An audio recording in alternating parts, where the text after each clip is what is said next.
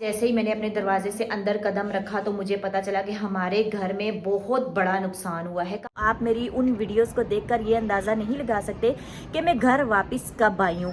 तो मैं आपको बताऊंगी कि मैं कराची घर वापस कब आई। रूल यही होना चाहिए कि जो घर गंदा करे, गंदगी फैलाए, उसी को साफ करना चाहिए। कराची की सुबह वक्त हो रहा है सुबह के 6:30 बजे का और बाहर ना अंधेरा गुप हो रहा है। पहले चाय रख लेती हूँ, चाय तैयार होती रहेगी, साथ में बच्चों को उठा देती हूँ, वो भी रेडी हो जाएंगे। इधर मैंने आटा भी फ्रिज से निकाल के रख दिया है ताकि ये सेट हो जाए। फिर मैंने इसके पराठे बनाने हैं। उठो, स्कूल में लेट हो रही हो, उठो बेटा। बच्चे लेट ना हो जाएं क्योंकि अभी तक हमारा नाश्ता जो है तैयार नहीं हुआ, चाय भी नहीं बनी, रोटी भी नहीं बनी है क्योंकि गैस जो है ना बिल्कुल ना होने के बराबर है, स्लो है, आ ही नहीं रही, अभी तो बिल्कुल बंद ही हो गई है। गैस का वेट कर करके लेट हो गई है आमना कॉलेज जाने के लिए और आज बगैर नाश्ता किए आमना कॉलेज जा रही। कैंटीन से खाने के लिए मैं लेट हो गई तो फिर बस जल्दी चल करते हैं। तैयार हो गया? सलाम तो करो सबको, इतने दिन बाद मिल रहे हो। अस्सलाम वालेकुम। वालेकुम सलाम। अच्छा ये लो पैसे ले लो, 110 रुपये। वैन में बैठने से पहले कुछ ले लेना खाने के लिए, नाश्ता आपने नहीं किया तो फिर वैन में बैठ के खा लेना, ठीक है? नीचे शॉप खुली होगी, वहाँ से ले लेना। चलो सही है, ठीक है, अल्लाह हाफिज। तो अब मैं यहाँ छत के ऊपर लकड़ी जलाकर मोहम्मद अहमद और अपने लिए बना रही हूँ नाश्ता।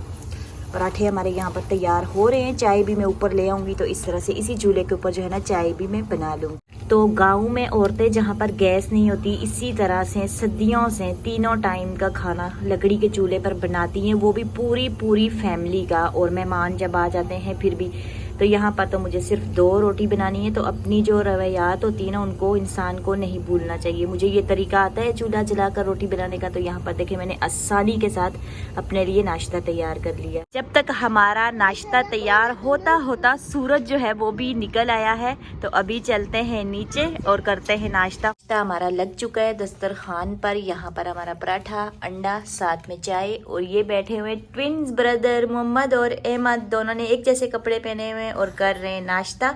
इतने अरसे के बाद दोनों वीडियो में आए हैं और अहमद को शरारतें सूझ रही हैं। अहमद है ना, सलाम करो सबको। मोहम्मद अहमद बीमार हो गए हो, नजला हो गया है, बुखार हो गया है इसको? आपको भी बुखार हो रहा है?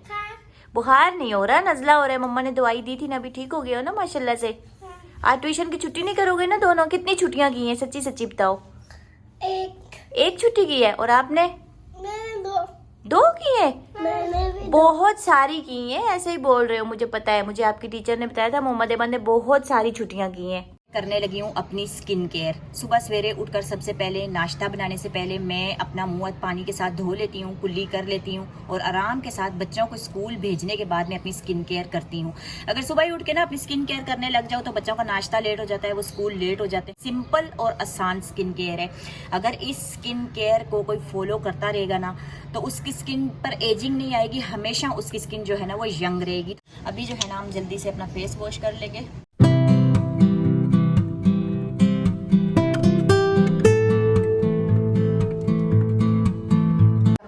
स्किन को फ्रेश करता है और पोर्स के अंदर जो भी थोड़ी बहुत गंदगी रह जाती है ना, फेस वॉश करने के बाद वो भी रोज वाटर इसको निकाल देता है। तो अब मैं अपनी स्किन के ऊपर अप्लाई करने लगी हूँ एक ऐसी मैजिकल क्रीम जो और हमारी स्किन को करती है ब्राइटन, क्योंकि इसके अंदर मौजूद है ढेर सारा ग्लूटाथियोन। तो वो कमाल की क्रीम ये है ऑर्गेनिक ब्लूम की even out day and night cream. ये क्रीम उन लोगों के लिए जादुई तरीके के साथ काम करेगी जिनके चेहरे के ऊपर किसी भी किस्म की छाइयाँ हैं, मुलाजमा है, फ्रेकल्स हैं, डार्क स्किन है, जिनके गालों पर, नाक पर या माथे पर ब्लैक एंड ब्राउन पैचेस हैं, उनको ये खत्म करती है। अच्छा, इस क्रीम को डे में भी यूज किया जा सकता है, रात को भी आप इसको यूज कर सकते हैं। अभी इसको मैं खोलने लगी हूँ। वैसे मैं 1-2 दफा इसको पहले भी यूज कर चुकी हूँ और क्रीम जो है ना काफी ज्यादा थिक है, ये चेक करें। थोड़ी सी क्रीम जो है ना हम अपने चेहरे पर लगाएंगे।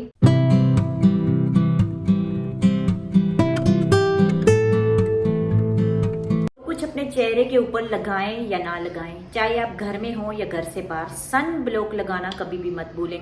तो मेरे पास है ऑर्गेनिक ब्लूम का ये सन ब्लॉक, बिल्कुल छोटू सा अमाउंट लिया है मैंने। ये लेंगे इस तरह से डॉट डॉट करके अपने चेहरे के ऊपर इसको लगा लेंगे। कोई लंबा चौड़ा अपनी स्किन के लिए आपने तरद्दद नहीं करना, अपनी स्किन के ऊपर चीजों की लेयर लगा लगा के सैंडविच नहीं बनाना अपनी स्किन को। एक क्रीम, अच्छा सन ब्लॉक, रोज वाटर, ये आपने लगाने हैं और इस तरह से स्किन जो है ना आपकी बहुत ही ज्यादा ग्लोई हो जाएगी, सॉफ्ट हो जाएगी। 3 चीजों से ना स्किन आपकी बहुत ज्यादा प्यारी हो जाएगी। ये क्रीम और ये सन ब्लॉक अगर आप परचेज करना चाहते हैं तो ऑर्गेनिक ब्लूम की ओरिजिनल वेबसाइट की लिंक मैं आपको नीचे डिस्क्रिप्शन में दे दूंगी। अस्सलामुअलैकुम, कैसे हैं आप सब? मैं उम्मीद करती हूँ सब खैरियत से होंगे। अल्हम्दुलिल्लाह मैं भी बिल्कुल ठीक हूँ। आज 1.5 महीने के बाद मैं अपने घर से कोई वीडियो शूट कर रही हूँ क्योंकि 18 दिसंबर को मैं चली गई थी गाँव और वहीं की वीडियो मैं आप लोगों के साथ शेयर करती रही हूँ। कमेंट सेक्शन में काफ़ी ज़्यादा हंगामा था कि अपने छोटे छोटे बच्चों को छोड़कर चली गई हो, वहाँ पर इंजॉय कर रही हो, बच्चों की याद नहीं आती, बच्चों को किसके पास छोड़कर आई हो। तो आप मेरी उन वीडियोस को देखकर ये अंदाज़ा नहीं लगा सकते कि मैं घर वापस कब आई हूँ। तो मैं आपको बताऊंगी कि मैं कराची घर वापस कब आई थी। मैं 10 दिन के लिए कराची से गाँव गई थी क्योंकि हमजा को 10 दिन की छुट्टियां हुई थी, तो 10 दिन के बाद मुझे वापस आना था। 18 दिसंबर को मैं वहां पर पहुंची थी और 1 जनवरी को जो है मैं इस्लामाबाद आ गई थी कराची वापसी की टिकट्स करवाने के लिए। लेकिन वहां पर क्या हुआ कि मुझे टिकट्स नहीं मिली जिस ट्रेन की मैं चाह रही थी। अच्छा, मुझे टिकट्स चाहिए थी ग्रीन लाइन की। ग्रीन लाइन में अगर कोई अकेली औरत, कोई अकेला बच्चा सफ़र कर रहा है ना तो वो सेफ्टी के साथ अपने शहर में पहुंच जाएगा, उसको कोई भी मसला मसाइल उस ट्रेन के अंदर नहीं आएगा। उस ट्रेन की सबसे अच्छी बात मुझे ये लगती है, अगर आप लेडीज़ कैबिन में टिकट करवाते हैं ना तो उस लेडीज़ कैबिन के अंदर ना आपका भाई बैठ सकता है, ना आपका शोहर बैठ सकता है, आपका कोई रिश्तेदार, मतलब जो मर्द है ना उसके अंदर लेडीज़ कैबिन के अंदर उसको घुसने नहीं देंगे। और उसकी एक मज़े की बात, टिकट बजट में होता है।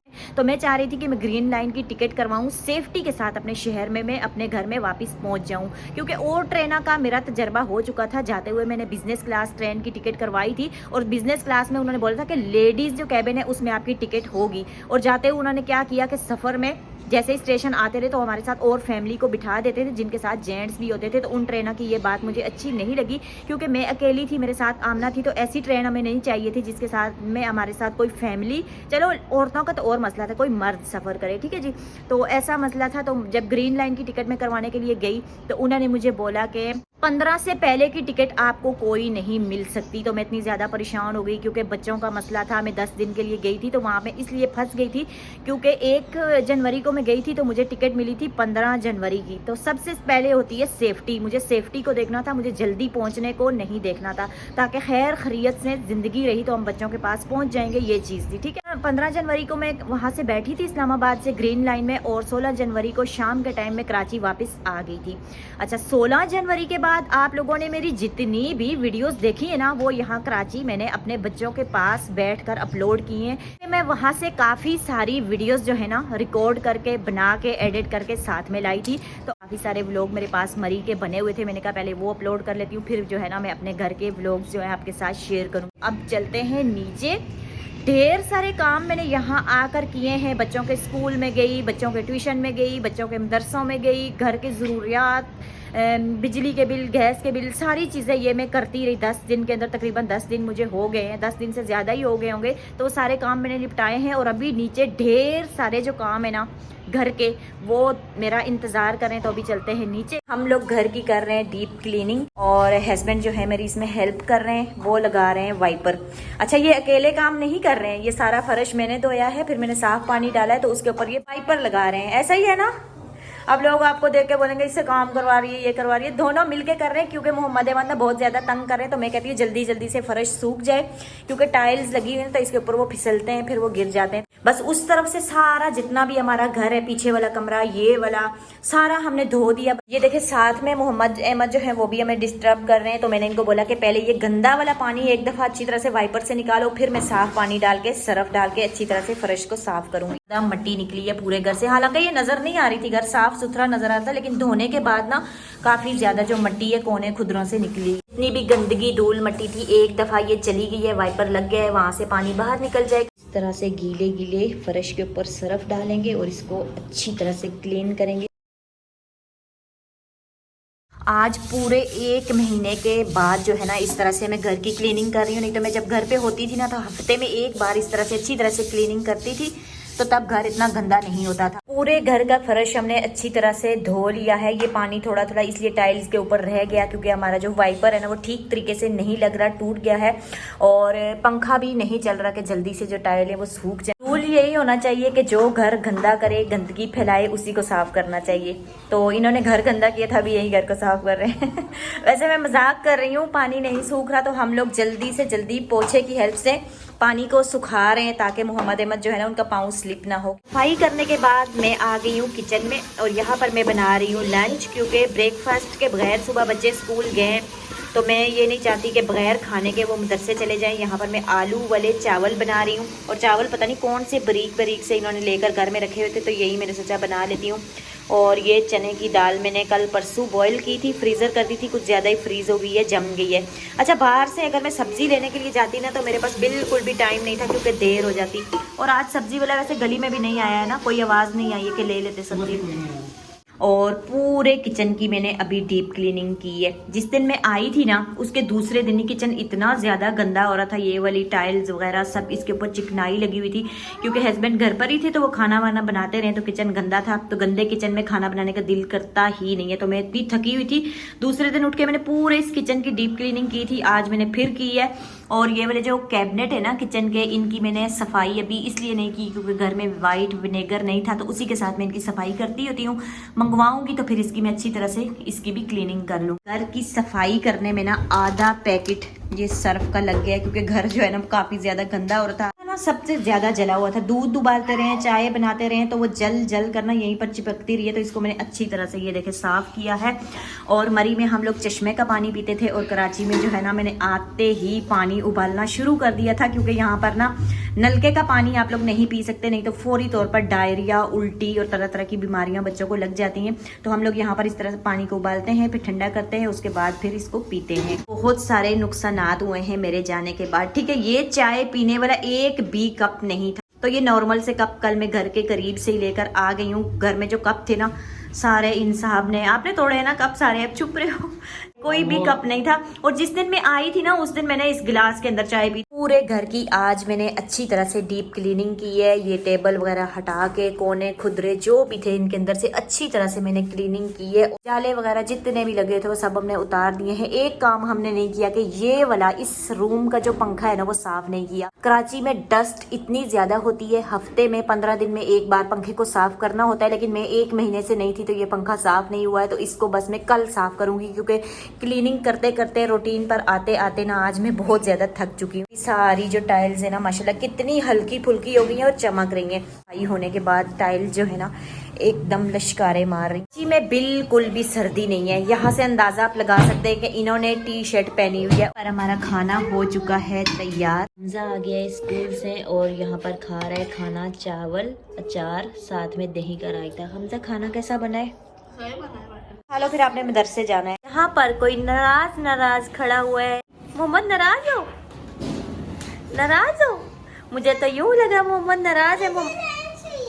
तैयार हो गए? दोनों ने वही वाली शर्ट पहनी है जो मैं इनके लिए मरी से लेकर आई थी, माशाल्लाह से पूरी आई है। चलो जाओ, ट्यूशन जा रहे हो, सलाम करो। चलो मम्मा को सलाम तो कर लो ना, प्यारा सा सलाम। वालेकुम सलाम। जी जी, लंच लेना है? अच्छा, मैं भैया को बोलूंगी आपको भी केक लेके देगा, अहमद को भी केक लेके देगा, वहाँ पे खा लेना, ठीक है? मैं भैया के साथ जाओ और लेने के लिए मम्मा आएंगी, ठीक है? आमना, आपने यूनिफॉर्म चेंज किया नहीं, पहले ही खाना खाने लग गई हो, ज्यादा भूख लगी हुई थी। मतलब मैं खा के चेंज कर लूंगी। अच्छा, खा के चेंज करके तो फिर आप नमाज पढ़ो। हमजा, आप मदरसे जा रहे हो ना? हाँ। टोपी पहनो, नमाज पढ़ो, फिर कुरान पाक पढ़ना, ठीक है? अच्छा। चलो जाओ, अल्लाह हाफिज। जैसे ही मैंने अपने दरवाजे से अंदर कदम रखा तो मुझे पता चला कि हमारे घर में बहुत बड़ा नुकसान हुआ है। यहाँ पर ना लोड शेडिंग ज्यादा होती है और हमारे पूरे घर की जो वायरिंग है ना वो जल गई है। सारी लाइट्स जल गई, दोनों पंखे जल गए, ऊपर वाले घर का सामान जल गया, जो भी इलेक्ट्रॉनिक का था नीचे का जल गया। और अभी ये जो लाइट चल रही है ना, यूपीएस की बैटरी है, उसके ऊपर हम 2 लाइटें जला रहे हैं। तो अभी सर्दी है तो इतना महसूस नहीं हो रहा, तो पंखे वगैरह की जरूरत नहीं है, तो इसलिए हम लोग गुजारा कर रहे हैं। तो अभी मैंने इलेक्ट्रिशियन को नहीं बुलाया है। तो हमें कैसे पता चला कि हमारे घर की चीजें जल गई हैं? जो वाईफाई का पूरा सिस्टम है ना, जो डिवाइस थी ना वो भी मेरे हस्बैंड बाद में लेकर गए, वो तो यहीं घर पर ही थे। तो जब लेकर गए तो उनको उसने बताया कि ये ना जल चुकी है, आपको नई लेने पड़ेगी। तो इनको वहां से पता चला कि हमारे घर की जो पंखे हैं, लाइट्स हैं, या जो भी इलेक्ट्रॉनिक का सामान है ना, वो सारा का सारा जल चुका है। और जितनी भी दीवारों के अंदर वायरिंग हुई होती है ना, वो भी सारी जो है वो जल चुकी है। लाइट गई, दोबारा से जब लाइट आई तो कोई भी चीज नहीं चल रही थी, है ना। यूपीएस इसका एकदम उड़ा है और उसके बाद बैटरी डाउन हुई है। बैटरी ने समझ लो कि एक जीरो का बल्ब जो ना वो बर्दाश्त नहीं कर रही थी। अच्छा। उसके बाद डिवाइस उड़ी है, डिवाइस में लेके गया हूँ सदर वाले ने कहा ये जल गई है, तो 4-4.5 हज़ार पे तुम्हारा ये नुकसान हो गए। तो मैं कह रहा मैं सही कर देता हूँ, लेकिन अभी मेरे ख्याल मुश्किल सही होगी वो। सबसे बड़ा हमारे घर में नुकसान हुआ है, छोटे मोटे तो खैर बहुत हुए हैं मेरे जाने के बाद। तो ये चीज जो है ना, इसका मुझे बहुत ज्यादा दुख है। तो अच्छा जी, चले आज की वीडियो जो मैंने अपने घर में बनाई, मेरी डेली की रूटीन, मेरे बच्चे, सब कुछ आपको कैसा लगा मुझे कमेंट सेक्शन में लाजमी बताइएगा। आपसे मुलाकात होगी किसी नेक्स्ट व्लॉग में, तब तक के लिए अपना ख्याल रखिएगा। अल्लाह हाफिज।